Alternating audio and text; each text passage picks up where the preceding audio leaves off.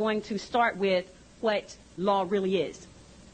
Most of us think that we go into a courtroom and understand the difference between a court and a courtroom, that the people who purport to use law really use words of art to make you believe, in fact, that law is on the table when you walk into a courthouse or a courtroom, when in fact that's not true. And I would like to share with you tonight, regardless of your religious persuasion, what law really is. Law, and as Muslims would say, all law, is A-L-L space L-A-W. All law. All law. So for anyone who's of a Christian persuasion, don't be misled. And when you hear the term all law is God. All right? That is also what we would say in lawful terms a misnomer. Allah is not God. God has no capacity and no standing to all law. Because God means governmental ordinance departments. There is no comparison. Now, who can use law? Law can only be used by people who are in their sovereign capacity. And as I will share with you tonight, the majority of the people in the world, and I'm not going to get into all of the details about that, but the majority of the people in the world, 99% of them live in slavery today. So in 1863, via the Emancipation Proclamation, and I challenge you to go look in a law dictionary and look up the definition of emancipation and proclamation, and you will see that a proclamation is not a law. A proclamation is a public announcement by elected officials. It is not a law. So the Emancipation Proclamation of 1863 did not set any slaves free.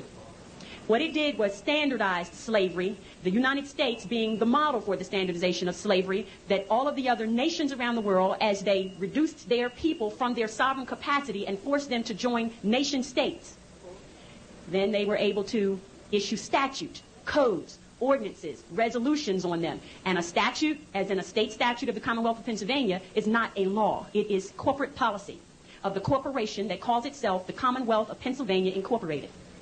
All right? Now, a code is not a law. The United States codes, the code of the laws of the United States of America that are used in federal court and the Supreme Court, are not law. They are what they say they are. They are codes. Ordinances and resolutions of a municipality of the city of Philadelphia, which is a private nonprofit corporation that calls itself the city of Philadelphia. An ordinance and a resolution, as in parking ordinances, they are not law.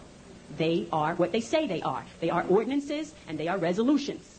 All right? And the reason they are not law is because the only people who can issue law are people who are acting in their sovereign capacity.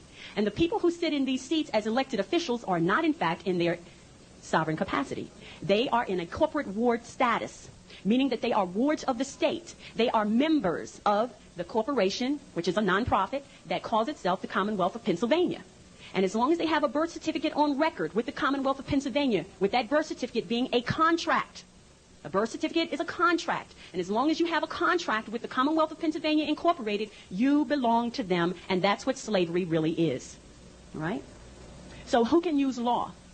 If you are a member of a corporate ward state, if you are a member of a corporate ward nation that calls itself the United States of America, you are a citizen. Look in the law dictionary and look up the definition of citizen.